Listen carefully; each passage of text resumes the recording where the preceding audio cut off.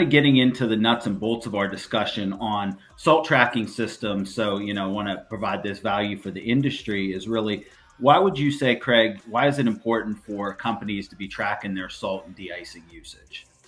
Yeah, that's a great question, and one that I would kind of ask the question a different way. Why aren't you tracking your salt and your usage? And there are so many talking points, and I think it's kind of relative to frame the conversation against contemporaneous things that are happening in the business, okay? And anybody certainly can shoot a hole in this. I'm open to ideas and dialogue, but as I see it, two things predominantly right now in the business are legislative initiatives. Okay, so those are not going to go away. Everybody wants the clean water and the green grass and all the clean air. Don't get me wrong, we all want that. I don't know that anybody wants to be mandated to have to pay for that, right? So what I see happening across several provinces and several states here in the U.S., this legislative initiative that's putting into place or codifying, if you will, reductions in chlorides and other hazardous chemicals, not too terribly dissimilar that they do in agriculture.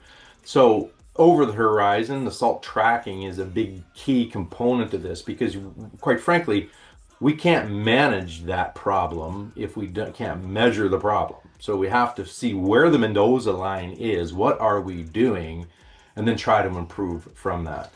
The other aspect is as we evolve in the business with technology in particular, and you look at the aggregate age of a lot of our operators and users and things, we're living in a time where everything is digitized, everything is instantaneous, everything is app based.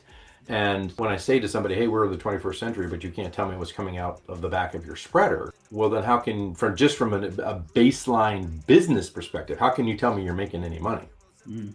So when we start looking at the benefit of salt tracking as it overlays with a lot of our contractors' core business, I mean, salt tracking helps to address a lot of things. The insurance aspect of your business and giving you the proper documentations in the case of litigious behavior. You are already on the path of improved environmental practices, the cost control of what you're doing, the automation of your operation and the optimization of your routes and the better use of employees that we're talking about. All of these things are made possible by tracking and the data it provides. Yeah, definitely.